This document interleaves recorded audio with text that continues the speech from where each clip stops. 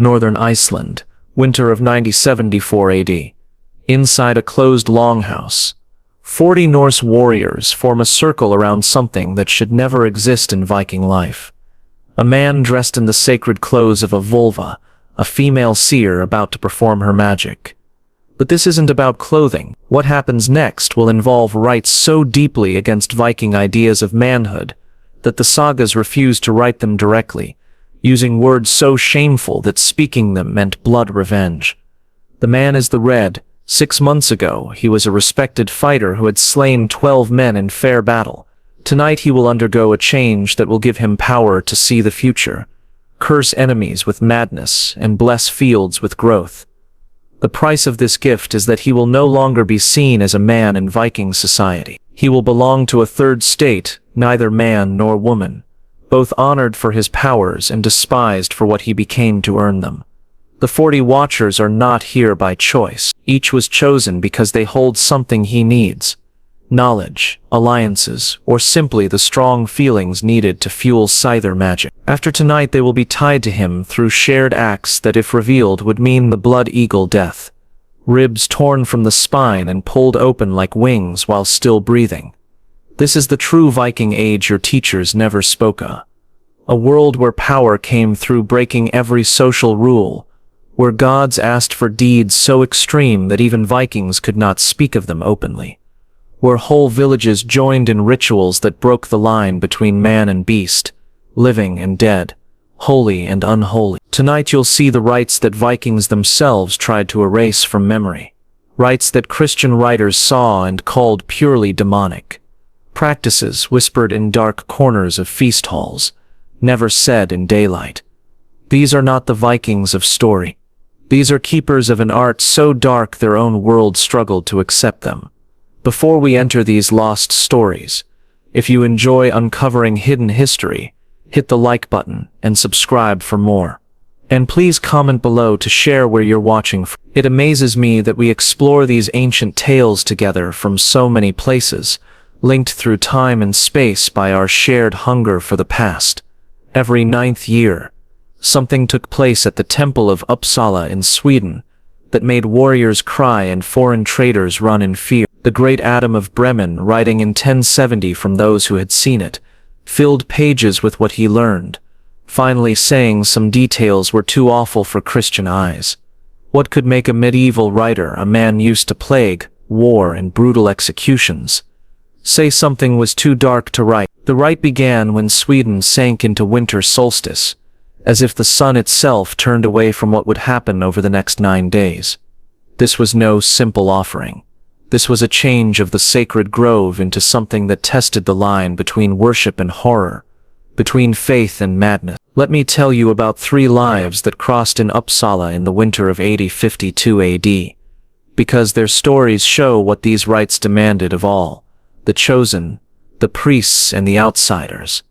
First, there was Asa, 17 years old, daughter of a rich trader from Burka. She was chosen 3 months before the rite, not for crime but for perfection. Unmarked skin, untouched by hardship, virgin status confirmed by elder women, noble birth that made her precious to the gods. The goddess Freya, they said, deserved only the best, and Asa was that gift. For 3 months before the offering, Asa lived in a special house near the temple. Each morning she went through cleansing rites far beyond bathing. She was dipped in tubs of milk from cattle fed sacred earth. Honey from bees living in temple walls was mixed into the milk, believed to guard her purity and ready her for divine change. Her skin became so tender from these washes that even light touch left marks, which priests saw as proof she was opening to divine power. The teaching she received was perhaps the most disturbing part. Asa was trained to sing her own death songs, practicing the notes she must hold while dying. The priests acted out the hanging she would face, teaching her to keep her voice steady even as ropes tightened around her throat. They believed that victims who sang while dying made a bridge between human and divine. The songs were not random, but sacred prayers that only one crossing from life to death could deliver. The second was Magnus, a priest of Odin who had served at Uppsala for 20 years. He had guided dozens of these 9-year rites, each time choosing and preparing the human gifts to hang from the sacred trees. Magnus kept careful records, some surviving in fragments, showing not just the steps of the rites, but his growing unease at what his role forced him to do. By 8052, his writings reveal a man weighed down by guilt. Magnus wrote of the choosing with cold detail that barely hid his horror. The victims were not picked at random. Each god demanded a type. Odin wanted cowards in battle, their last chance for honor. Thor required oathbreakers, their death restoring balance. Freya demanded the beautiful and innocent, their purity a gift to the goddess of life. The choosing drew in the whole community, who put forth names, turning sacrifice into a weapon for revenge and a way to erase rival. The third was Erik, a Christian trader from Denmark. Unlucky enough to arrive at Uppsala 3 days into the rite, his account, saved in a French monastery where he fled after escaping, gives the view of an outsider who had no training to numb him to what he saw. Erik's words are priceless because he lacked the Viking mindset that let them see these acts without breaking inside. Erik wrote of walking into the grove and finding it turned into a nightmare. Every tree bore flesh instead of fruit, human bodies hung with horses, dogs, and other beasts, all at different stages of rot. The fresher ones still moved with the wind, looking alive. The older were eaten by birds, though guards stood to stop animals from stealing sacred remains. The stench, Erik said, was beyond words, a mix of decay, smoke, and something else he called the smell of evil itself. But it was the living that shook him most. He described crowds of Vikings beneath the bodies, arms raised in prayer, catching drops of blood and other fluids falling from the dead. Parents lifted children for better views. Pregnant women pressed their bellies to the trees where victims hung, believing it would bless their unborn. Young couples lay together under the corpses, their unions blessed by those moving from life to death. The hanging itself was carefully staged, showing years of practice. Victims were not left to die quickly. They were placed at heights meant to drag out the end. Too high, the neck snapped. Too fast, too low, they touched earth. Unworthy. The right height let them tiptoe just enough to delay death, but never escape it. Asa's hanging came on the 5th day. She walked naked but for a crown of mistletoe and holly sacred to Freya. The crowd moved aside as she passed, many touching her, believing she already carried the goddess's power. She climbed the platform built around an ancient oak, a tree so old Vikings said it stood since the world began. The rope was silk dyed purple with crushed shells from Byzantium. Even the tool of death was rich, fit for a gift to a goddess. As they set the rope around her neck, Asaza began the song she had learned. Her voice, strong at first, weakened over the next hour as the rope closed on her throat. Her shift from human voice to otherworldly sound was taken as the moment Freya accepted her. While Asaza hung choking, the other rites began. Priests pierced her with sacred spears, not to kill but to make wounds that bled in patterns down her skin. The blood was caught in bowls made from human skulls, often those of old priests who had asked their bones be used this way. The blood was mixed with mead and drunk by priests, a bond between the living and the dying, man and God. Magnus wrote of these acts with rising torment as years passed. He admitted he could only hint at some of the things done to the hanging victims, using words like opening the sacred channels and creating divine readiness. These deeds, done while the victims still lived, were believed to open the path for their souls to reach the god. Magnus's later writings suggest deep trauma from decades of performing these rituals, culminating in his eventual disappearance from Uppsala records. Meanwhile, 8 other humans hung nearby in various stages of death. A captured Saxon priest, who had tried to convert Vikings to Christianity, his death a message to the White Christ. Twin boys no older than 10, chosen because their identical appearance supposedly doubled the power of their sacrifice. A pregnant woman whose unborn child counted as a separate offering.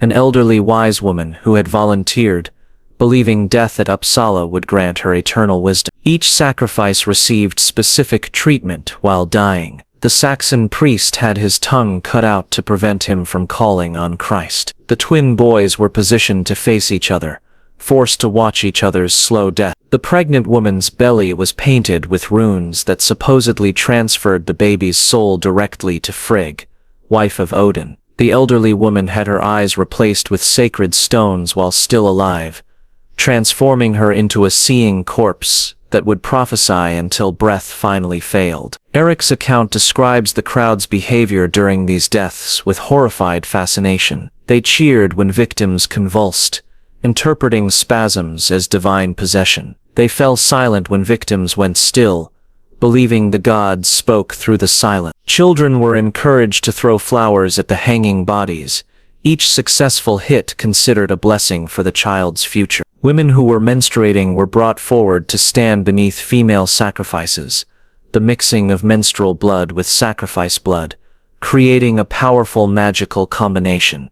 The trees themselves were considered transformed by the ritual. The sap, which ran red from absorbing blood, was collected for use in magical preparations. Bark stained with human fluids was harvested for healing potions. The roots, fed by decomposing sacrifices from centuries of ceremonies, were believed to reach all the way to the underworld. Eating fruit from these trees was both sacred and forbidden, granting visions, but cursing the eater with too much truth about the nature of existence. King Damaldi's story illustrates the ultimate price of Uppsala. In 6050 AD, Sweden endured 3 years of famine. The first year, they sacrificed criminals and foreign slaves. The gods remained unsatisfied and crops continued to fail. The second year, they sacrificed nobles and even priests, including volunteers who believed their willing deaths would calm divine anger. The famine worsened and people began eating leather, bark, and eventually each other. The third year, the remaining priests declared that only royal blood would suffice.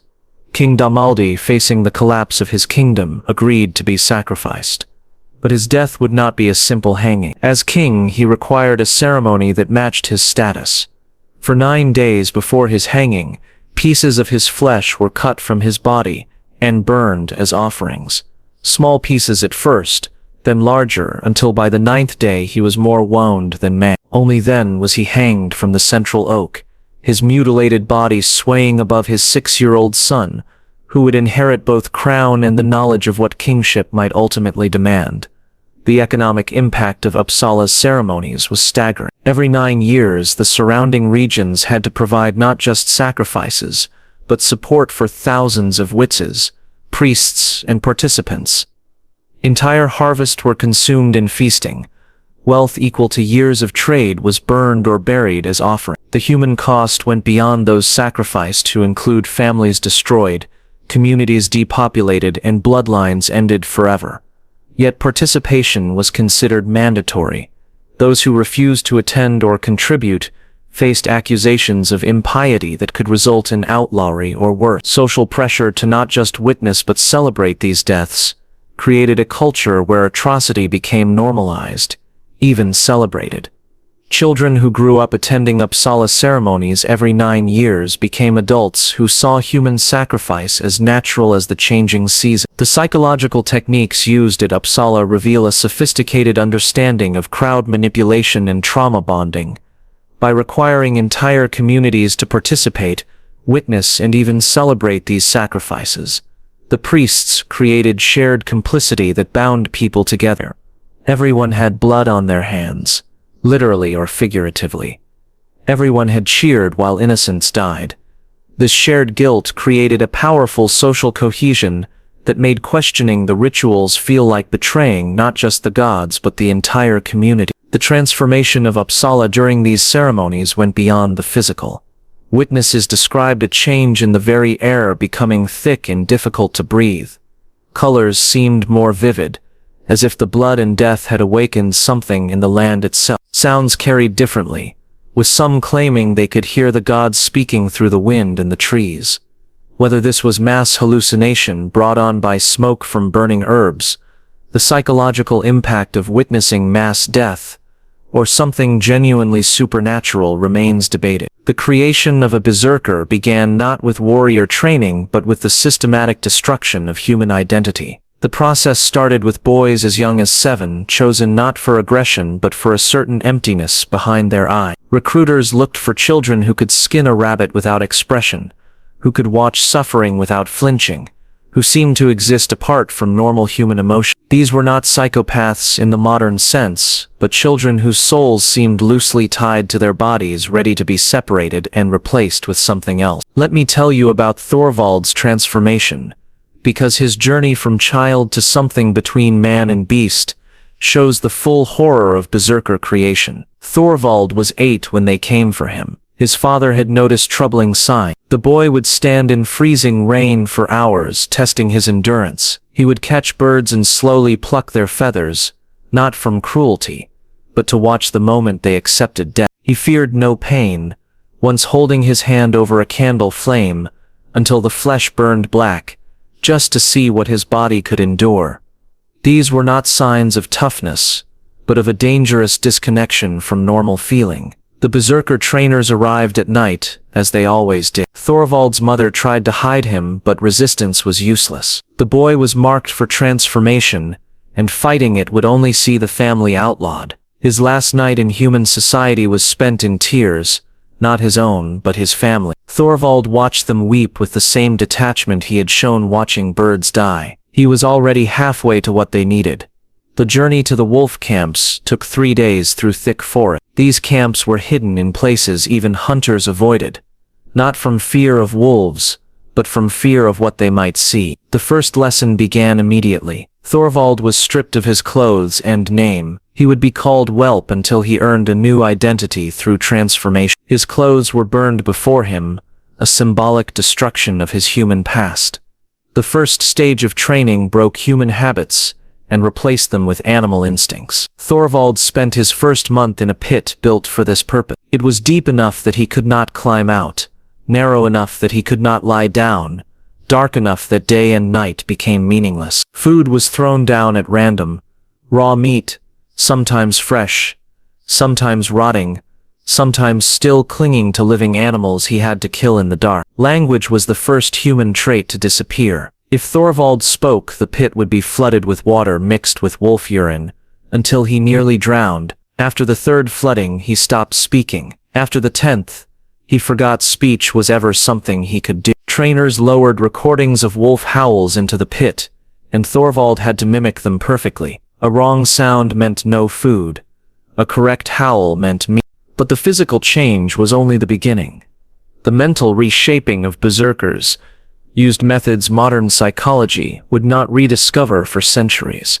They used desensitization to erase fear response. Thorvald was exposed to increasingly terrifying things, while in drugged trance-like states. Spiders, then snakes, then wolves, then armed warriors. By the end, nothing frightened him. They used conditioning to create new habits. Violence was rewarded with food, warmth, even drugs that triggered pleasure in the brain. Peaceful behavior was punished with pain, isolation, and withdrawal of the substances his body had grown addicted to. Within months, Thorvald's nerves had been rewired. Violence became joy, peace became suffering. The chemical transformation of berserkers involved substances modern science is only now beginning to understand. The base was Amanita muscaria, the red and white mushroom of fairy tales. But the Vikings had discovered a way to refine its powers through a process later proven by chemical tests on training sites. The method worked like this. Reindeer ate the mushrooms, their stomachs breaking down poisons while concentrating the hallucinogen. The trainees drank the reindeer's urine, disgusting, but highly effective. Their bodies refined the compounds further. Senior berserkers then drank the trainees' urine, creating a 3rd level of concentration. This thrice-filtered liquid was then fed back to the trainees, making a substance so strong that one dose could permanently alter the brain. The effects were cumulative and irreversible.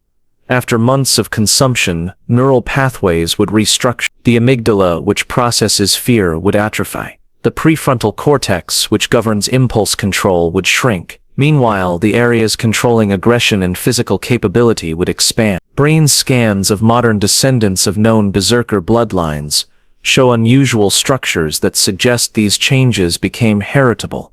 The integration with wolf packs was perhaps the most disturbing aspect of berserker training. This wasn't metaphorical or symbolic. The boys had to be genuinely accepted by wild wolf packs as members. This required months of preparation, learning to move, smell, and behave in ways that wolves would recognize as familiar rather than threatening.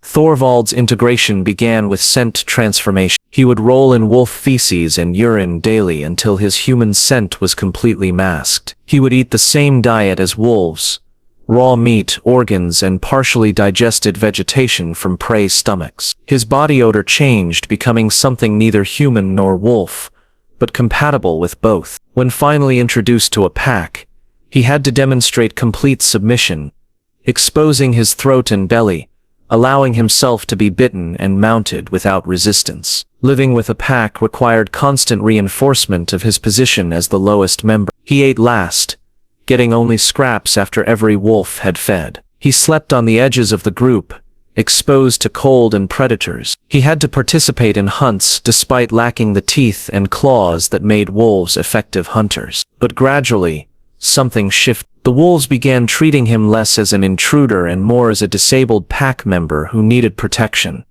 The bonding process with wolves went beyond simple cohabitation. Thorvald learned to understand their complex social communications, the subtle ear positions that showed mood, the range of vocalizations that conveyed information, the scent markings that told stories of territory and rank. He began thinking in wolf concepts, dreaming in wolf experiences, processing the world through wolf perception. The first human kill was a carefully planned ritual that marked the transition from training to active berserker status. But this wasn't death in battle. The victim had to be someone from the trainee's former life, someone who represented their human past. For Thorvald, they brought his younger sister, 6-year-old Astrid. The killing had to be done without weapons, using only teeth and hands, mimicking how wolves kill. The trainers considered it essential that the berserker feel the intimacy of killing with their own body, experiencing life's end through direct contact. The psychological impact of killing a loved one while in a drug-induced state created a fracture in consciousness that could never fully heal. Berserkers later described watching themselves from outside their bodies during these kills, seeing themselves commit acts they couldn't control or stop. This dissociation became permanent, allowing them to commit atrocities without guilt, because they experienced themselves as observers, not actors.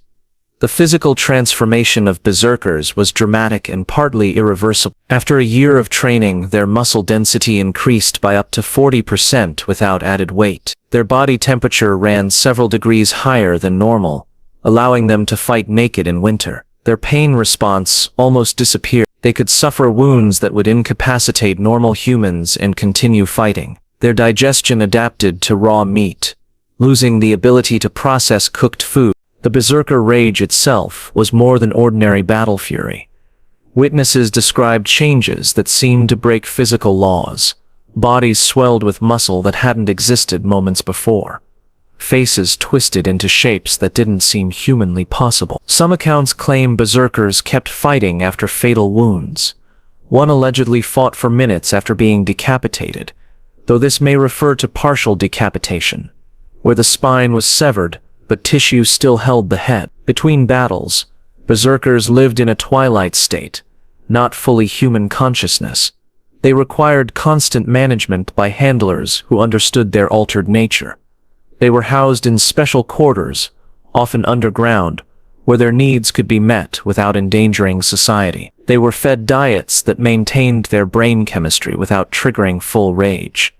Captured enemies were released for them to hunt in controlled environments, keeping their killing skills sharp without risking allies. The handlers of berserkers were specialists who knew these were not warriors in the normal sense, but weapons shaped like men. They could read the subtle signs of transformation, the deeper breathing, the dilated pupils, the tightening muscle. Sometimes they prevented unwanted rages with calming techniques involving scents, sounds, or touch patterns, programmed into the trainees during conditioning. The carnal behavior of berserkers reflected their altered state. They didn't distinguish between human and animal, male and female, living and recently dead.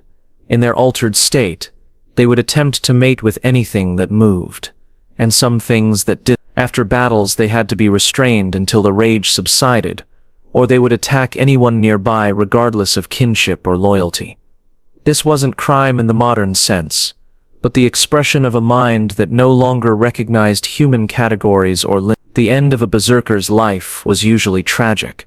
Constant chemical alteration, repeated head trauma, and the strain of living between man and beast caused worsening brain damage. Older berserkers began transforming without drugs, slipping into rage at random. They attacked friends and foes alike. Most were eventually killed by their own people once they became uncontrollable. Some were given what Vikings called the final hunt. They were released into the forests where they had trained naked and without supplies to die as they had lived, between species. If the wolf packs they had lived with accepted them again, they might survive for months or years as members. If not, they would die alone, belonging to neither humans nor animals. Their bodies, if found, were burned rather than buried. Their spirits were seen as too dangerous for any afterlife that involved other souls. Blood brotherhood among Vikings went far beyond the romantic notion of warriors cutting palms and shaking hands. The blood oath ceremonies created biological and psychological bonds between participants that modern science is only beginning to grasp. These rituals merged individual minds into shared awareness, erased personal boundaries, and created groups of fighters who functioned like one organism with many bodies. The most detailed account of a blood oath comes from the Orkneyinga saga, describing how Jarl Ragnvald and 11 captains bound themselves before their raid on Byzantium in 1015. The description is so exact that the author must have either witnessed it or interviewed participants. What it shows is a process that transformed 12 men into something beyond ordinary human connection. Preparation for a blood oath began months in advance. Each man had to reach a state of physical and mental purity that went beyond health. They fasted for long periods, breaking fasts only with specific foods said to thin the blood and strengthen its magic. They abstained from sex, letting their life force build. They underwent purification rites in sweat lodges and ice baths, consuming mildly toxic herbs that supposedly cleansed blood and spirit alike. The site of the blood oath was chosen with great care. It had to be a place of power where violence had happened, where the boundary between worlds was thin. Battlefields, execution grounds, or sites of murder were most valued. Spilled blood from earlier violence was believed to prepare the soil for the magic that would bind the men. Timing mattered as much as place. Blood oaths were sworn at liminal times when normal rules were suspended. Dawn and dusk were common. Equinoxes and solstices were thought especially strong. Some waited for rare astronomical alignments, believing cosmic forces would strengthen the bond. The full moon was avoided, its energy considered too wild for the precise magic of blood bonding. On the night of Ragnvald's oath, the 12 men gathered in a grove where a mass execution had taken place years before. They had fasted for 3 days, drinking only water mixed with small amounts of poisonous mushrooms that heightened awareness and dissolved ego boundaries. They arrived naked, stripped of all signs of personal identity. Their bodies were painted with runes in a mixture of their own feces, urine, and menstrual blood donated by women for the rite. The ceremony began with the creation of sacred space. The men formed a circle. At the 4 directions they placed objects of power, weapons that had killed enemies, bones of ancestors, soil from their birthplaces, and most important, a skull that would hold their mingled blood. This skull had been specially prepared, lined with silver, and inscribed with runes that described the consequences of oath-breaking. It had belonged to a previous oathbreaker, his head taken as a warning to future generations. Each man then had to provide blood from specific locations on his body, each cut representing different aspects of the oath. Blood from the forehead represented thoughts and loyalty of mind. Blood from over the heart represented emotional bonds and courage. Blood from the sword hand represented shared violence and mutual defense. Blood from the thigh represented speed and the promise to come when called. And blood from the genitals represented the sharing of life force and fertility. The promise that children of one would be protected by all. The amount of blood drawn was precisely measured. Too little and the bond would be weak. Too much and participants might die before the ceremony was complete. The blood was collected in the skull bowl, where it mixed with other substances that enhanced its binding properties. These included saliva collected during states of battle rage, tears gathered during moments of greatest sorrow, and sexual fluids collected at climax. These bodily fluids were believed to carry the essence of extreme emotional states, and consuming them would allow participants to share these experiences. But the most powerful addition to the blood mixture was a fungus that grew only on the bodies of hanged men. Modern analysis suggests this fungus contained compounds similar to psilocybin, but with additional alkaloids unique to corpse decomposition. It created temporary telepathic connections between those who consumed it. Viking texts describe participants suddenly experiencing memories that weren't their own, feeling emotions from other bodies, knowing thoughts before they were spoken. When the blood mixture was complete, it had to be consumed in a specific manner. The skull bowl would pass sunwise, the direction of increasing power. Each man would drink deeply, consuming not just blood, but the essence of his oath brothers. As the mixture entered their systems, witnesses outside the circle reported strange phenomena. The men began breathing in perfect synchronization, their heartbeats aligned. They moved as one without verbal communication. The psychological effects began within minutes. Participants later described feeling their individual consciousness dissolve, replaced by awareness that encompassed all 12 bodies. They could feel injuries others had sustained years before. They experienced memories of childhoods they hadn't lived. Most disturbing, they felt the deaths of oath brothers who had participated in previous ceremonies, as if the blood itself carried memories of past bonds. This was when the most intense part of the ceremony began. In their merged state, the men shared their deepest secrets, greatest shames, and most hidden desires. But they didn't simply speak them. Each man experienced the other's secrets as if they were his own memory. Ragnvald felt what it was like to be Thorstein when he murdered his brother for inheritance. Thorstein experienced Ragnvald's memory of an encounter with his own sister during a drunken feast. Every secret was shared, every shame lived collectively, creating a bond where betrayal became psychologically impossible. Because each man's secrets were now held by all, the physical positioning during this phase created what saga writers called the Wheel of Flesh. The 12 men arranged themselves in a circle, each connected to the next through specific physical contact that erased individual boundaries. Archaeological excavations of sites believed to be blood oath locations have uncovered circular platforms with 12 positions, channels carved between them to allow fluids to flow from one position to the next. The men remained in this formation for hours. Some accounts say days, until the boundaries between individual bodies became meaningless. The sexual component of blood oath ceremonies is consistently mentioned, though never explicitly detailed in saga. Terms like becoming one flesh and knowing each other as Adam knew Eve suggest intimate physical connection, but the specific acts remain unclear. What is clear is that these acts serve to completely erase personal boundaries. After a blood oath ceremony, the men knew each other in ways that transcended any normal human relationship. The bond created by these ceremonies had practical effects that went beyond symbolism. Oath brothers could sense each other's location over vast distance. They would know when one was in danger, feeling a physical pull toward their oath brother's location. They would experience each other's wounds, developing stigmata-like marks when an oath brother was injured far away. Most remarkably, they would sometimes experience each other's deaths, feeling what it was like to die while remaining alive. This connection made blood-bonded groups devastating in battle. They moved with perfect coordination, without need for verbal commands. They knew instinctively where each other would be, allowing for complex tactics that seemed rehearsed but were actually spontaneous. They could feel when one of their number was struggling and would respond instantly, appearing wherever they were needed most. Enemies reported that fighting blood-bonded Vikings was like fighting a single creature with multiple bodies.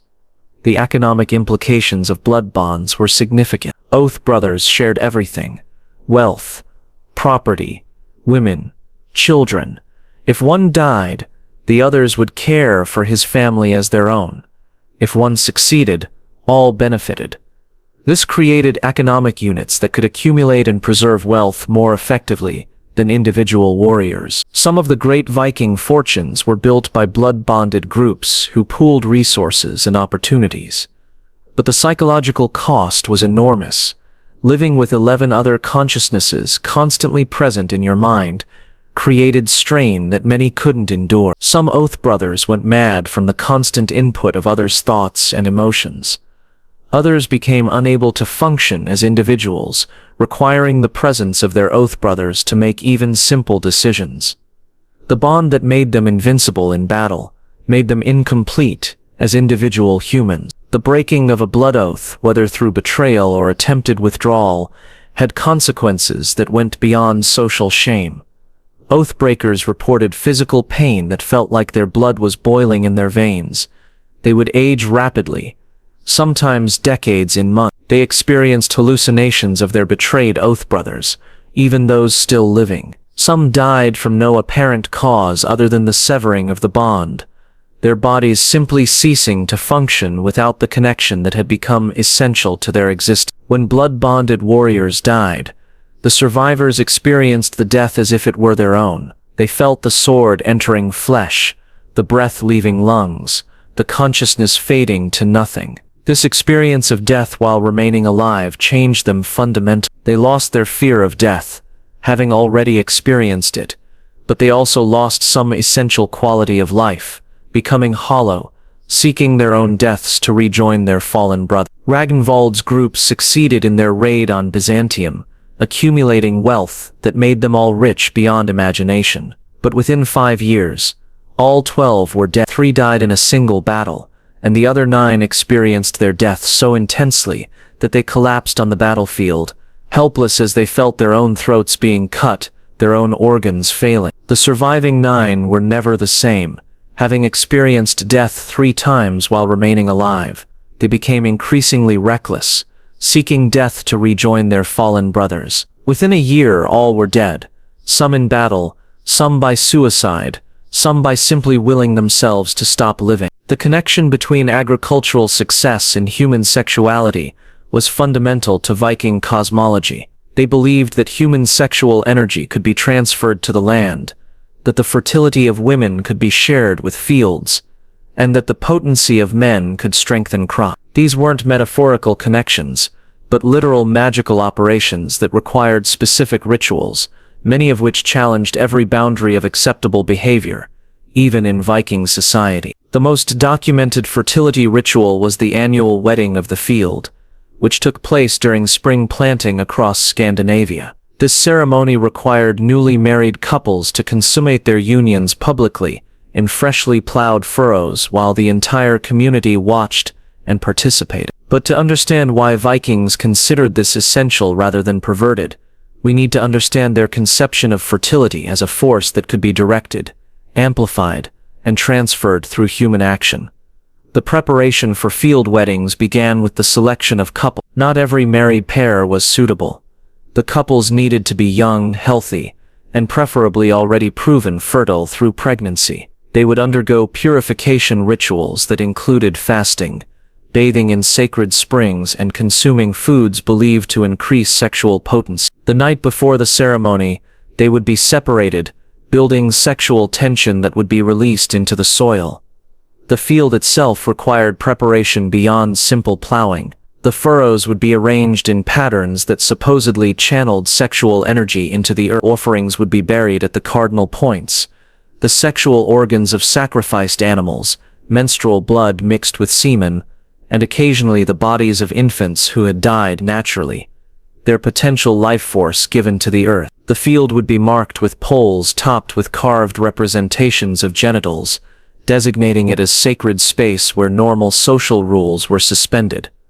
On the morning of the planting ceremony, The entire community would gather at the field's edge. Musicians would play drums and horns in rhythms that supposedly matched the earth's heartbeat. Priests would burn herbs, creating smoke believed to carry prayers to Freyr and Freya, the twin gods of fertility. The crowd would begin chanting simple, repetitive phrases that created a hypnotic atmosphere where individual consciousness blurred into collective experience. The couples would enter the field naked except for wreaths of grain stalks from the previous harvest, symbols connecting past and future fertility. They would walk the field's boundaries, the women scattering seeds, while the men followed behind with wooden phalluses to press the seeds into the soil. This preliminary ritual was symbolic but essential, establishing the field as a place where human and agricultural fertility would merge. Then came the consummation. Each couple would position themselves in a furrow, the woman below in direct contact with the soil, the man above. The crowd would cheer and sing, their voices covering any sounds of discomfort or embarrassment. The act had to be completed to climax, with the man withdrawing at the last moment to divide his seed between the woman and the earth. This division was crucial. Giving everything to either human or soil would unbalance the magic. But the couples were just the beginning. After they finished, other members of the community would add their own contributions. Men would masturbate onto the field, their seed mixing with the planted grain. Women who were menstruating would squat over the furrows, their blood feeding the earth. Pregnant women would lie in the furrows, their bellies pressed to the soil, transferring life force from fetus to field. Even children participated, spitting into the furrows, adding their saliva to the mixture of fluids that supposedly ensured abundant harvest. The elderly had a special role in fertility rituals. Those past reproductive age were believed to have accumulated sexual energy that could be released all at once. Old men would be stimulated by younger women until they achieved erection, then ejaculate onto the field, their lifetime of potency given to the crop. Old women would be penetrated with wooden phalluses carved from the previous year's grain stalks, their bodies serving as conduits between past and future harvests. Animals were also integrated into fertility rituals in ways that went beyond sacrifice. The Great Horse Ritual, recorded in multiple sources, involved a white stallion that would be fed aphrodisiacs and brought to the field in a state of extreme arousal. A woman, usually a priestess of Freya, would position herself to receive the horse's seed. Actual penetration was avoided through careful positioning and barriers, but the horse would be stimulated to completion, its semen collected and mixed with grain seed before planting. This wasn't bestiality in the modern sense, but a magical operation where the horse served as a vessel for Freyr's divine potency. The grain baby tradition represented the darkest aspect of fertility magic. A child would be conceived during the spring planting ceremony, the parents chosen for their physical perfection and proven fertility. The mother would be monitored throughout pregnancy, fed special foods and kept from any contact with death or violence that might taint the child. The baby would be born during harvest, celebrated by the community as the personification of the field's fertility.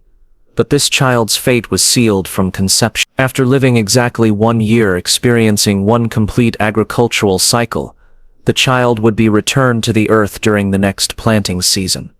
The sacrifice was ritualized. The child was given poppy milk to ensure a peaceful death, then buried alive in the field's center while still sleeping. The parents themselves would cover their own child with soil, proving their commitment to the harvest above personal attachment. The child's muffled cries from underground were interpreted as the earth waking for new growth. Communities that practiced grain baby sacrifice reported consistently better harvests in fields where children were buried. Modern soil analysis of these sites shows unusually high nitrogen content and other nutrients that would indeed improve crop yield, though whether this was from the bodies themselves or from other ritual additions to the soil remains debated. The psychological impact of communal participation in child sacrifice created a shared investment in agricultural success that went beyond ordinary concern for a good harvest. The harvest season brought its own fertility ritual. The last sheaf of grain would be formed into a human figure called the Corn Mother, dressed in women's clothing and treated as a living being. Throughout winter, the Corn Mother would be kept in the house of whoever harvested the last grain. Men would sleep with it in their beds, performing acts with it that imitated procreation. By spring, the corn mother would be pregnant with new growth and would be burned in the fields to release the fertility back to the earth. Menstrual blood held special significance in Viking fertility magic. Women would synchronize their cycles through proximity and shared consumption of herbs, allowing entire communities of women to menstruate simultaneously. During their collective bleeding, they would walk naked through the fields, their blood dripping onto the soil. This blessing of blood was believed to be especially powerful, combining the life-giving force of women with the life-sustaining earth. The economic importance of fertility rituals cannot be overstated. Viking society depended on successful harvests for survival. Failed crops meant starvation, weakness that invited raids, and inability to mount expeditions. The fertility rituals, however disturbing to modern sensibilities, represented massive community investment in agricultural success. Everyone participated. Everyone contributed bodily fluids. Everyone shared responsibility for the harvest's success or failure. The psychological techniques used in fertility rituals created altered states of consciousness that made participation possible despite natural reluctance. The drums, chants, and smoke from burning herbs often contained mild hallucinogens. The collective nature of the rituals reduced individual responsibility. The religious framework transformed acts that would normally be considered shameful into sacred duties. Participants often reported entering trance states where they felt merged with the earth itself. Now, we return to the center of Viking darkness. Scyther, the magic that required practitioners to violate every norm of their society. The word itself was danger. Calling someone a scythe mother, a man who practiced Scyther, was such a grave insult that it legally justified immediate lethal retaliation. Yet Scyther was also the most powerful magic in the Norse world, capable of prophecy, weather control, healing, cursing, and communication with the dead. The price for this power was complete transformation of identity, especially for men who chose to practice it. To understand Scyther, we must understand the Norse concept of gender and sexuality as it related to power. Vikings believed that being penetrated, whether physically or symbolically, fundamentally changed a person's nature. For women, this was considered natural and didn't diminish their essential identity. For men, it was a transformation so profound that they ceased to be men in any meaningful sense. They became something else, not female but a third category that Vikings recognized yet despised. The training to become a Scyther practitioner began with systematic breaking of gender boundaries. Male apprentices would be forced to wear women's clothing for months until moving in men's clothes became uncomfortable. They would be taught to speak in higher registers, to walk with feminine gaits, to gesture in ways Vikings coded as female. This wasn't just external performance, but internalization of feminine behavior patterns until they became natural. The tools of Scyther were explicitly symbolic of this gender transformation. The Scyther's, the staff, was not just a magical implement, but a representation of the masculine principle that the practitioner would internalize. The positioning required for certain Scyther rituals made this symbolism literal. The practitioner would assume positions that Vikings considered fundamentally unmanning, allowing themselves to be open to receive divine power. The chemical components of Scyther practice included substances that may have altered hormonal balance. Practitioners consumed extracts from plants that modern science recognizes as containing phytoestrogens. They applied oils with compounds absorbed through the skin that could affect secondary sexual characteristics. Over time, male practitioners developed physical changes, redistribution of body fat, changes in body hair patterns, softening of features.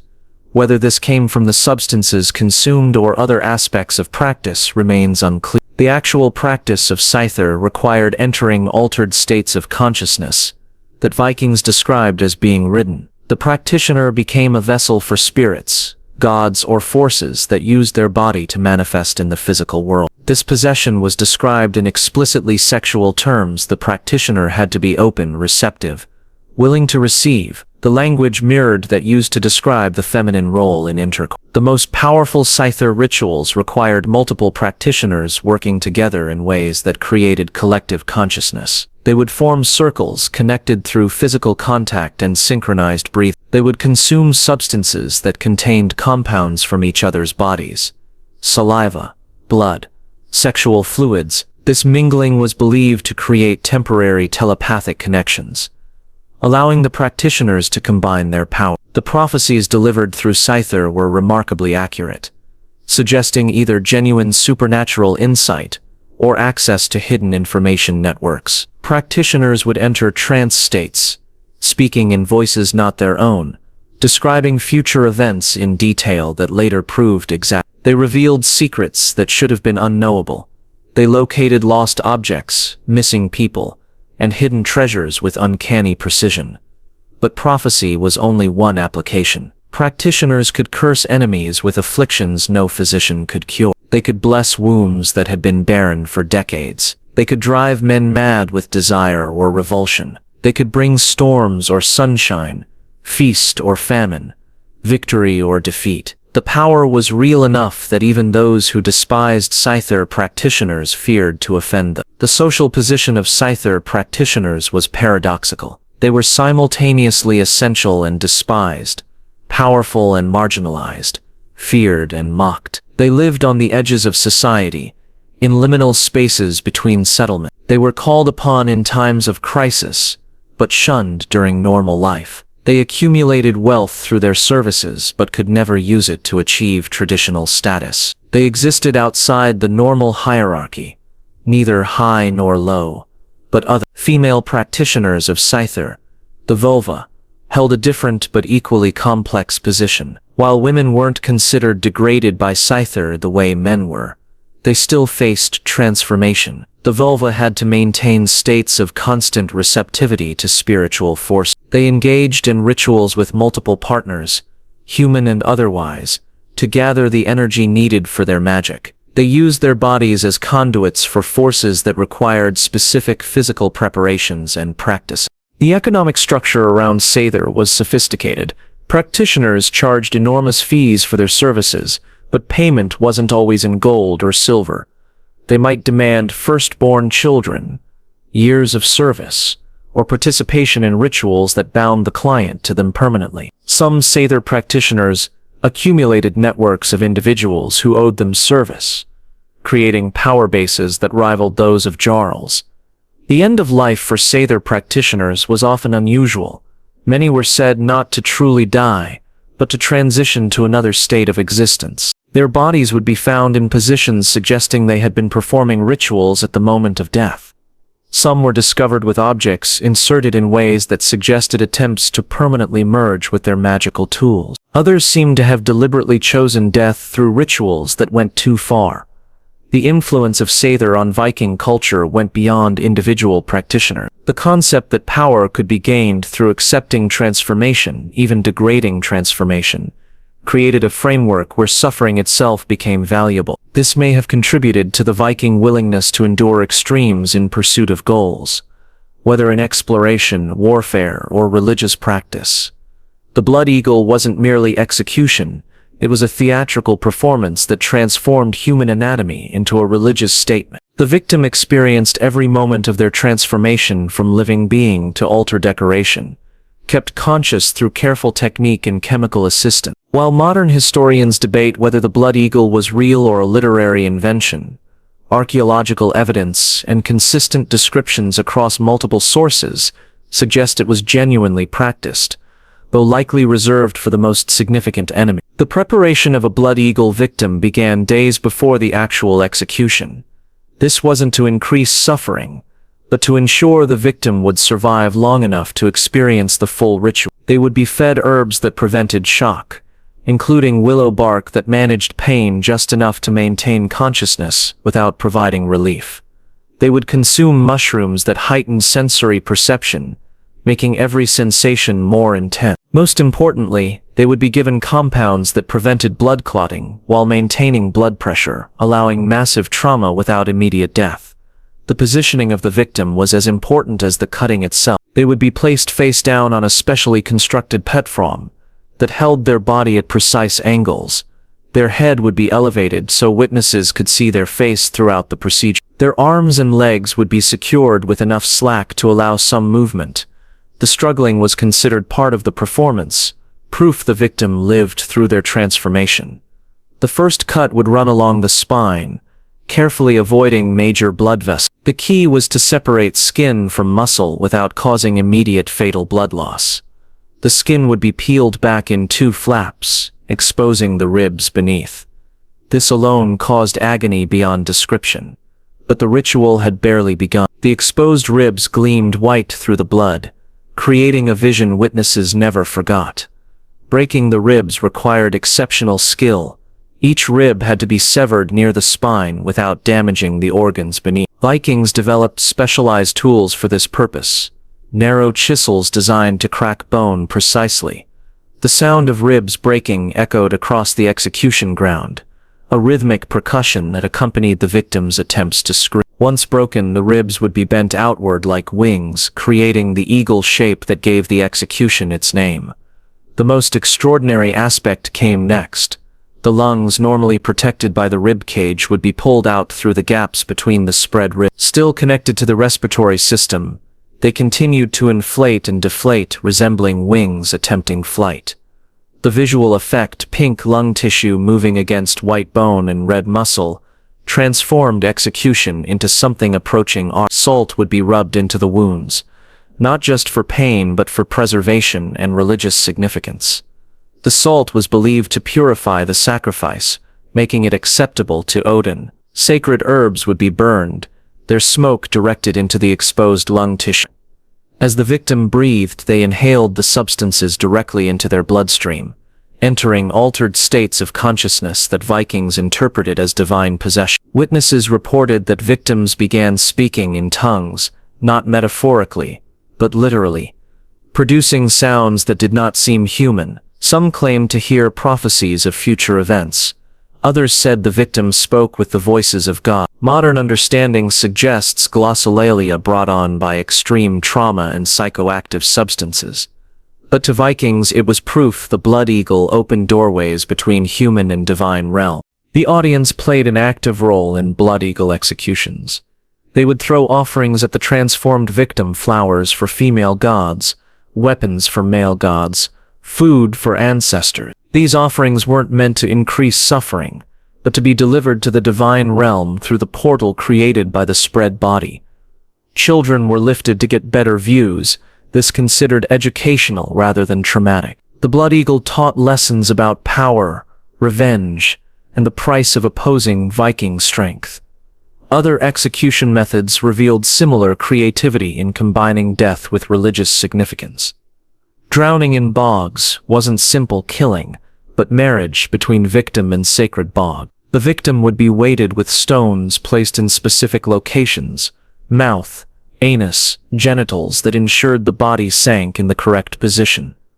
The bogs would preserve these bodies perfectly, creating galleries of executed criminals visible through dark water for centuries. The walk to Valhalla execution involved forcing victims to fight increasingly impossible battles until death. They would begin fighting one warrior, then two, then three, with no rest between battles. The fights would continue until the victim died from wounds or exhaustion. This execution was reserved for enemy warriors who had shown exceptional courage, the extended death considered an honor that might earn them a place in Valhalla, despite being enemies. Burning executions involved more than simple immolation. Victims would be coated in different substances depending on their crimes. Oathbreakers would be covered in tar that burned slowly. Rapists would be coated in animal fat that burned hot and fast. Thieves would have their stolen goods melted onto their skin before the fire was lit. The type of burning communicated the nature of the crime to all witnesses. The tree marriage execution involved hanging victims from sacred trees, but not by the neck.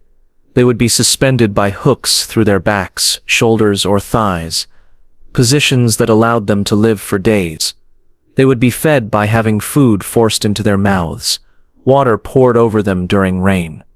The slow death was considered a wedding between the victim and the tree, their life force gradually transferring to the wood. The belief that humans could transform into animals wasn't metaphorical for Vikings.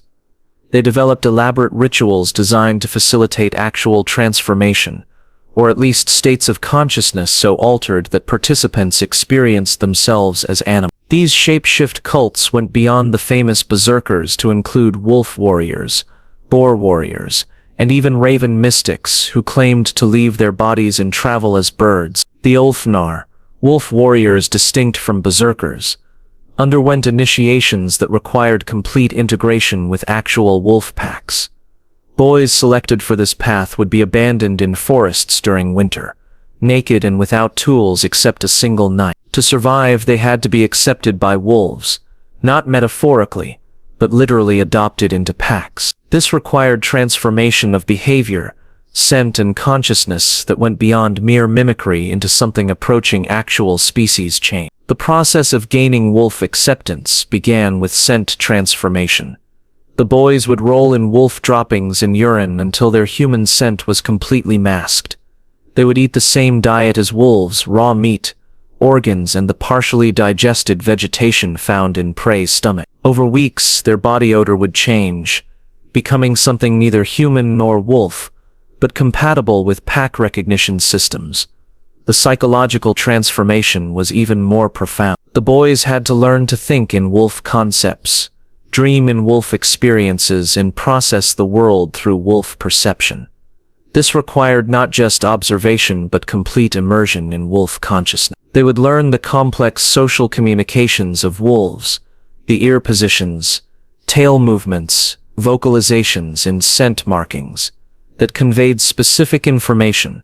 They began processing this information automatically, responding to wolf communications without conscious thought. The chemical enhancement of shapeshifting involved compounds that modern science is only beginning to understand. Beyond the famous mushrooms, shapeshifters consumed glands from various animals, believing this would transfer animal characteristics. They would eat wolf brains for cunning, bear hearts for strength, raven eyes for sight. These organs would be prepared through fermentation processes that may have created psychoactive compounds, though the exact chemistry remains unknown. The rituals for transformation were elaborate and dangerous.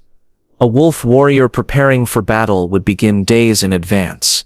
He would fast from human food, consuming only what wolves would eat. He would sleep in positions wolves used, curled tightly with nose to tail. He would avoid human speech, communicating only in growls and howls. By the time of battle, witnesses said they could no longer recognize the human and the creature before them. The physical changes reported during shapeshifting seem impossible, yet multiple independent sources described similar phenomena.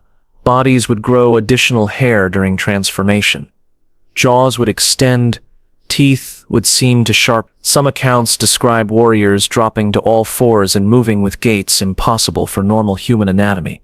While full physical transformation is impossible, extreme states of consciousness, combined with observer expectation, could create compelling illusions of transformation. The sexual behaviors of shapeshifters followed animal rather than human patterns.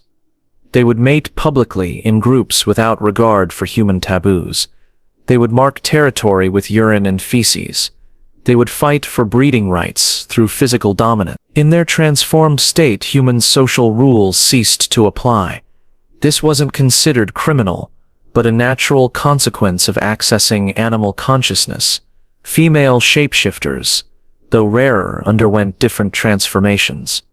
They often identified with birds, particularly ravens and swans. Their rituals involved sensory deprivation that created out-of-body experiences. They would be suspended in darkness for days, fed only liquids containing psychoactive compounds. When released, they would report experiencing flight, seeing the world from above, traveling vast distances instantly. Some claimed to spy on enemies from these aerial perspectives, returning with intelligence that proved accurate. The swan maiden tradition involved young women who would wear cloaks made from swan feathers, while consuming preparations that created dissociative states. In these states, they would experience themselves as swans, complete with the sensation of flight, different visual perception, and inability to speak human language. Some became so identified with swan form that they lost the ability to function normally in human society, requiring constant care from handlers who understood their transformed nature. The boar warriors represented a different type of transformation. Rather than integrating with wild animals, they would undergo rituals that awakened what they believed was an ancestral boar spirit inherited through bloodline. These rituals involved consuming massive amounts of food, gaining weight rapidly, and developing the bristling body hair and aggressive temperament associated with wild boars. In battle, they would charge without strategy, relying on mass and fury rather than skill. The Raven mystics claimed the most extreme transformations. They would undergo rituals involving suspension from trees, hanging from hooks through their backs in imitation of Odin's sacrifice. While suspended, they would consume substances that created near-death experience. In these states, they claimed to leave their bodies entirely, their consciousness traveling in raven form, to gather information, communicate with the dead, or witness events in distant locations. The depths of Scandinavian winter created conditions where normal social bonds strained and sometimes snapped entirely. Resources became scarce, isolation became absolute, and darkness seemed to press in from all sides. It was during these months that Vikings performed some of their most extreme rituals, ceremonies designed to ensure survival through winter and the return of spring. These winter sacrifices went beyond simple offerings to become elaborate performances that united communities through shared participation in necessary atrocities. The midwinter blot, celebrated at the winter solstice, was the most important sacrificial ceremony of the year. But unlike the public spectacles of Uppsala, winter sacrifices were intimate affairs, taking place within communities where everyone knew both sacrificers and sacrificed. The selection of victims for winter sacrifice followed different logic than summer ceremony. These weren't enemies or criminals, but community members whose death would serve the greater good. The practice of sacrificing the elderly during harsh winters was ritualized into something that transcended mere resource management. When food stores ran low and spring seemed impossibly distant, communities would hold ceremonies where the elderly would volunteer for sacrifice. The social pressure made refusals impossible, but the ritual framework transformed what could have been seen as murder into sacred duty. The preparation of elderly sacrifices involved weeks of ceremony that elevated their status while preparing them for death.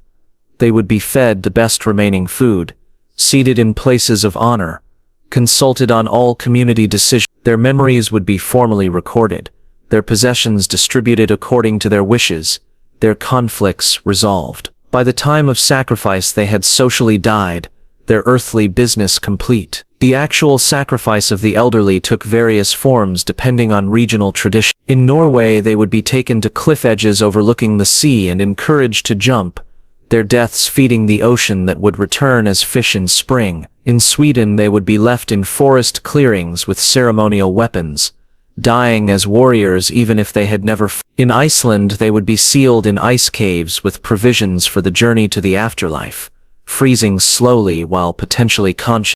Children born with obvious disabilities faced similar fates during winter months when resources were scarce, but their deaths weren't hidden shame, but public ceremony. The community would gather to witness the returning of these children to the gods, who had sent them incomplete. The parents would be required to perform the sacrifice themselves, proving their commitment to community survival over personal attachment. The method for sacrificing disabled infants was precisely ritualized. They would be placed on frozen lakes or rivers, the ice serving as a bridge between worlds. As the children froze, their cries were interpreted as messages to the gods about the community's needs. When silence came, it meant the message had been received. The bodies would be left on the ice until spring melt carried them away, returning them to the cosmic waters from which life emerged. Winter also brought the Hungry Month sacrifices, performed when starvation threatened entire community. These ceremonies required the sacrifice of the most valuable community members, not the weak or elderly, but the young and healthy, whose life force was considered most potent. The selection process was elaborate, involving divination, dreams, and sometimes voluntary submission by individuals who believed their death would save others. One account from Iceland describes a winter so harsh that a community of 200 faced starvation by February. The priests declared that only the sacrifice of a virgin would break the cosmic imbalance causing the extended winter. They selected Gudrun, daughter of the most wealthy farmer. Her value as sacrifice increased by her father's status. She was prepared for a month, fed mystical substances that supposedly transformed her from human to divine messenger. Gudrun's sacrifice took place on a frozen lake under the aurora borealis. The entire community gathered in concentric circles around her. She was dressed in white robes that would show blood dramatically against snow. The method of death was precise.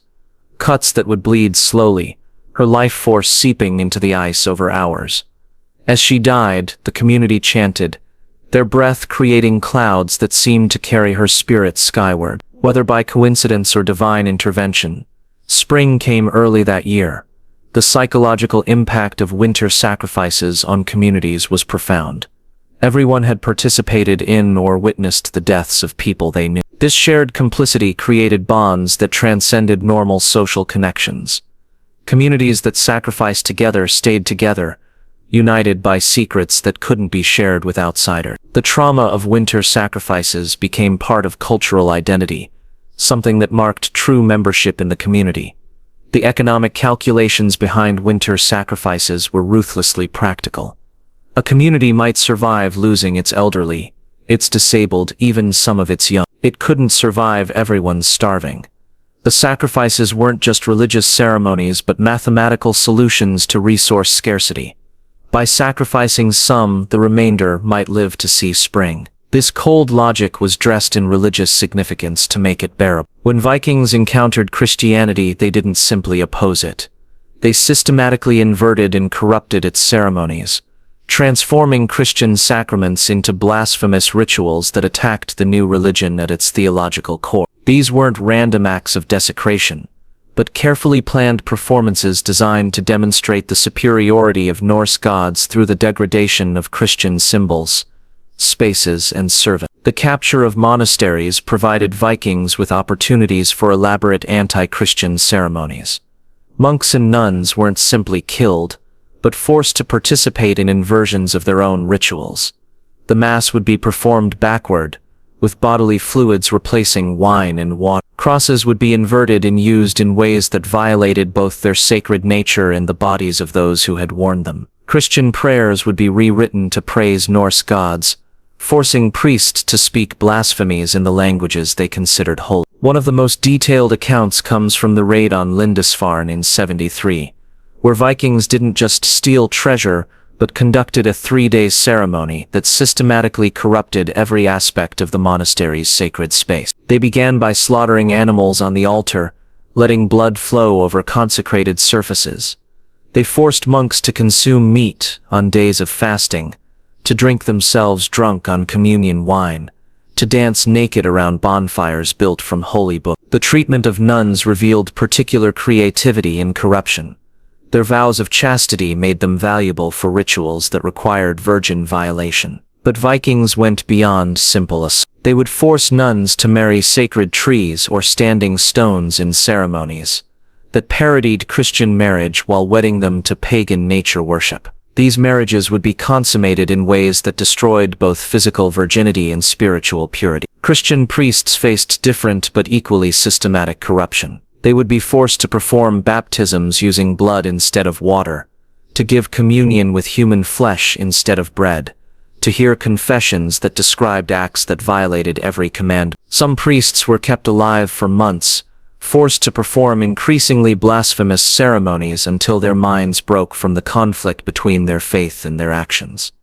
The corruption of Christian holidays showed remarkable creativity. Christmas raids involved forcing Christians to worship trees, decorated with human organs from their fellow believers. Easter ceremonies were inverted into celebrations of death rather than resurrection, with priests buried alive on Good Friday and dug up on Easter Sunday to be violated while being told they had been reborn as pagan. Christian children captured in raids faced systematic re-education designed to corrupt their faith from within. They would be taught to pray to Norse gods using Christian prayer forms, to perform Christian rituals with pagan substitutions, to see their original faith as weak magic that had failed to protect them. These corrupted children would sometimes be returned to Christian communities as living examples of Norse power over the Christian God. The psychological warfare aspect of Christian corruption was precisely calculated. Vikings understood that Christianity depended on faith in divine protection. By systematically violating Christians and their sacred spaces without divine intervention, Vikings demonstrated that their gods were stronger. Every corrupted priest, every violated nun, every desecrated church was proof that the White Christ couldn't protect his follower. The Longhouse falls silent as dawn breaks. Ael the Red has completed his transformation, emerging as something neither male nor female, neither fully human nor entirely other. The 40 witnesses file out in silence, bound by shared participation in ceremonies that have changed them all irrevocably. They will never speak of this night, but they will carry it forever in dreams that surface without warning, in moments of unexpected arousal, in children who inherit behavioral patterns they never consciously learn. These rituals weren't aberrations in Viking culture, but fundamental expressions of a worldview that saw transformation, even degrading, violent, corrupting transformation, as pathways to power. Every major aspect of Viking society involved rituals that broke boundaries between human and animal, between living and dead, between sacred and profane, between individual and collective consciousness. The Vikings discovered something profound and terrible about human nature, that consciousness is far more malleable than we pretend,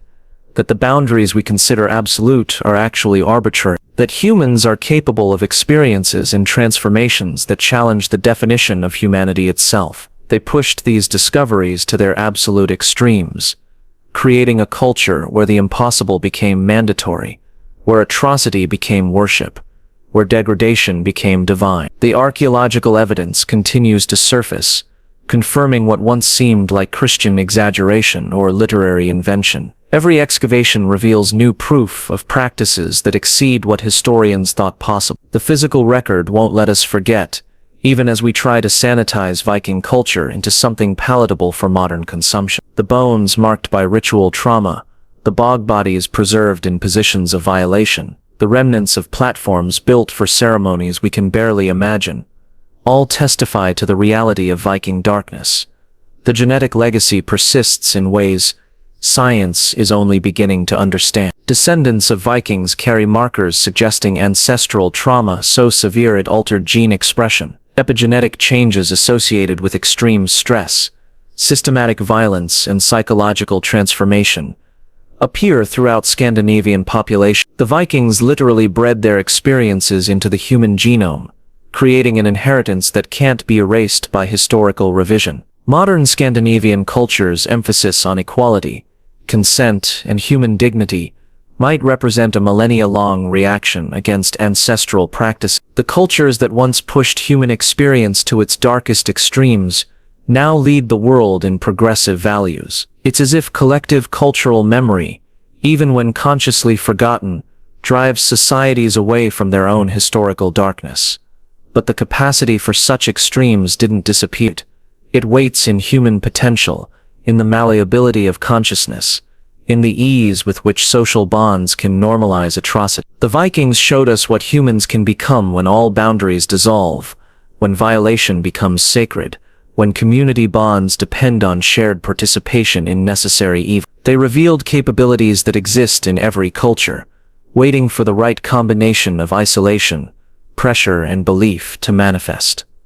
The Scyther practitioners who sacrificed their gender identity for magical power, the berserkers who surrendered their humanity for battle prowess, the communities that sacrificed their children for agricultural success, the shapeshifters who lost themselves in animal consciousness, all represent prices paid for power that came through transformation. These weren't victims, but participants in a culture that had discovered transformation, even terrible transformation, as the source of power.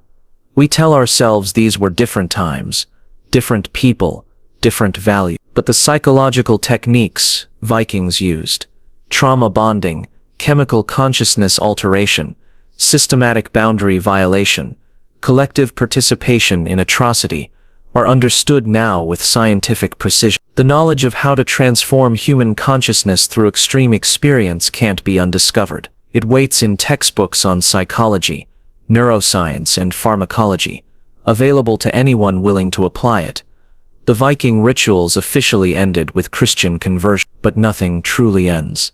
It transforms, goes underground, emerges in new forms. The Scandinavian winter festivals that still involve masks and wild behavior echo berserker transformations. The summer solstice celebrations contain elements tracing back to fertility ritual. The reverence for nature that characterizes modern Nordic culture might be a sanitized continuation of beliefs that once required human sacrifice to natural force. In museums across Scandinavia, Viking artifacts are displayed with careful curation that emphasizes craft, trade, and exploration, while minimizing the darkness that funded these achievements. The swords are shown but not what they could. The jewelry is displayed but not how it was purchased with slave profits.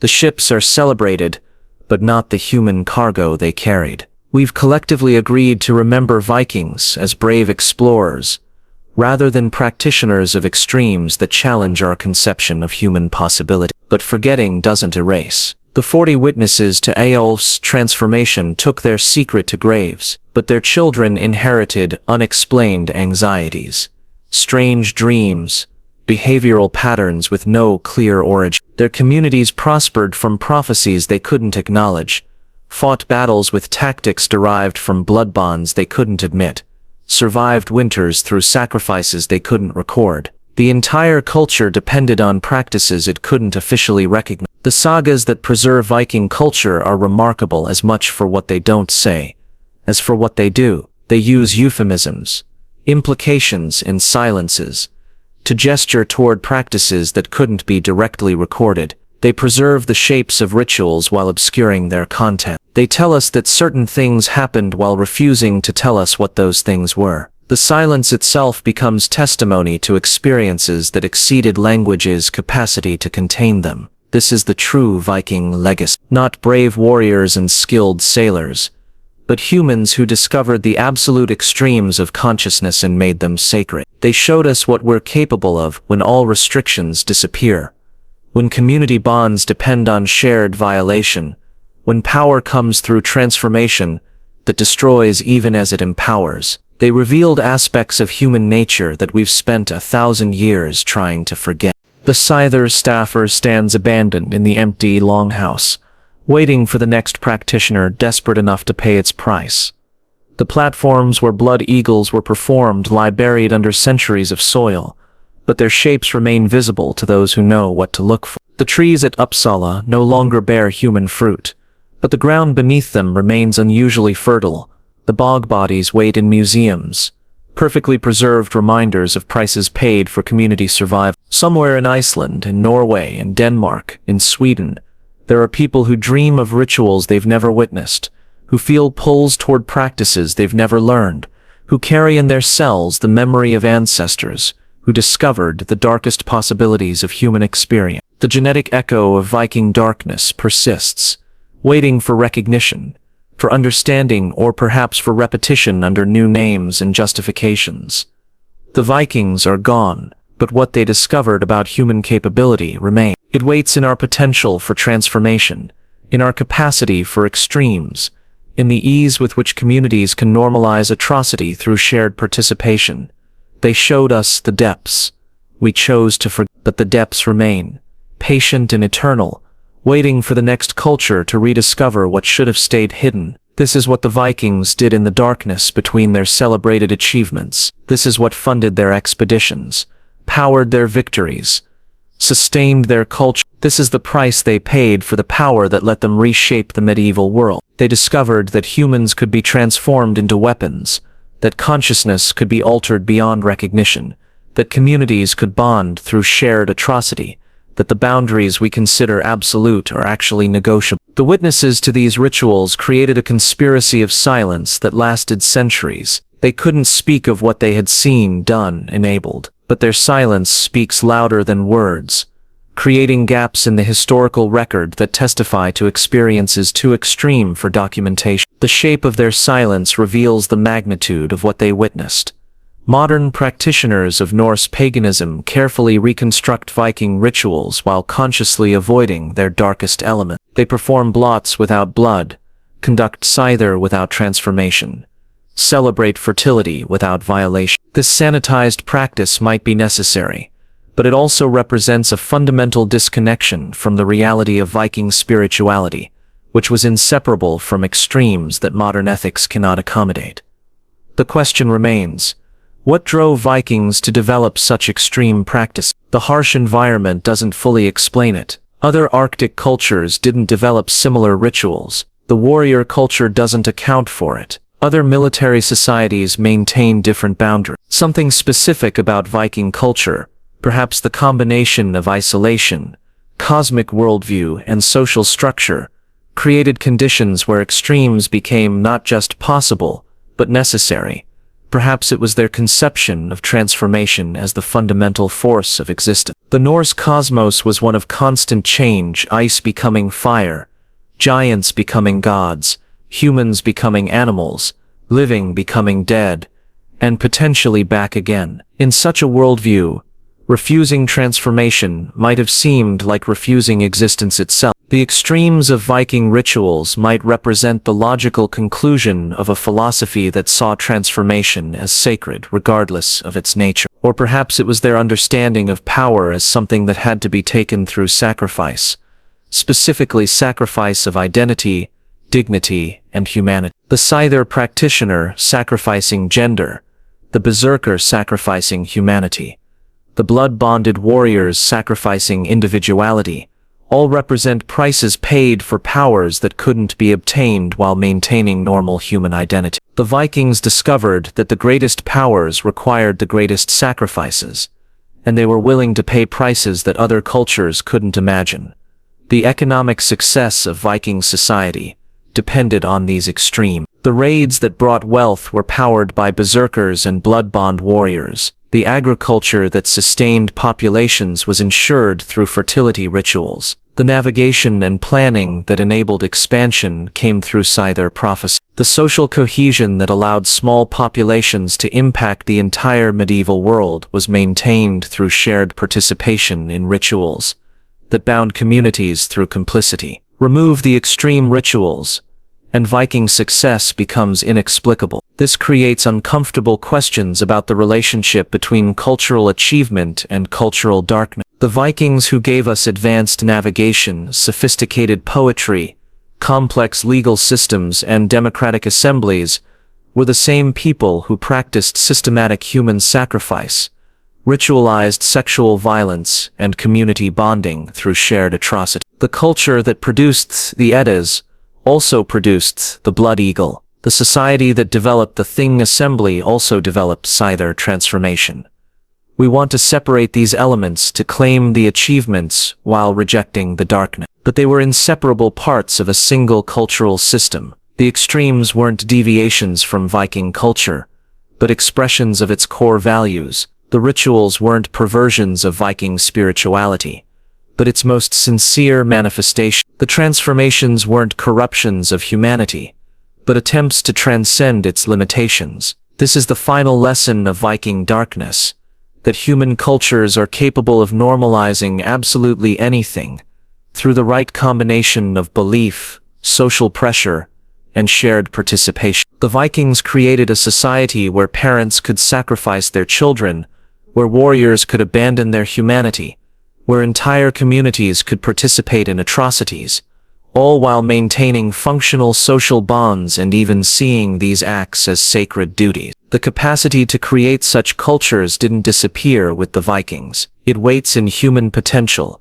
in our ability to normalize extremes, in the ease with which communities can be united through shared participation in necessary evil. Every society contains the seeds of its own potential darkness, waiting for the right conditions to germinate. The Vikings showed us what those conditions could produce. They pushed human experience to its absolute extremes, and discovered that the extremes were further than anyone had imagined. They found the boundaries of consciousness, sexuality, violence, and spirituality, then systematically destroyed them all. They revealed capabilities we've spent a millennium trying to forget. But forgetting doesn't mean they've disappeared. The capacity for such extremes remains encoded in our potential, waiting in the shadows of consciousness for the right combination of pressure and permission to re-emerge. The Vikings discovered aspects of human nature that, once revealed, can never be fully rehidden. They opened doors that can't be completely closed. In the end, the most disturbing Viking ritual might be our own selective memory, choosing to remember the warriors and explorers while forgetting the prices paid for their achievements. We wear their symbols without understanding their meaning. We celebrate their courage without acknowledging their atrocities. We've transformed history's most extreme culture into entertainment, completing a sanitization that might be the ultimate perversion of their legacy. The Longhouse stands empty now, its sacred platforms dismantled, its ritual implements destroyed or hidden. But the knowledge of what happened there persists in archaeological remains, in genetic inheritance, in the collective unconscious of cultures descended from Viking. The darkness waits, patient and eternal, a reminder of what humans can become when all boundaries dissolve. The ritual ends. The echoes remain. The darkness endures forever. If this glimpse into history's hidden darkness has left you wanting to uncover more buried truths, I've prepared another journey into the shadows of the past that you won't want to miss. Click on the video appearing on your screen now to discover another shocking chapter that history tried to erase. And if you found this exploration as compelling as I did, hit that subscribe button so we can continue peeling back the layers of history together. These forgotten voices deserve to be heard, and there are so many more stories waiting to be told.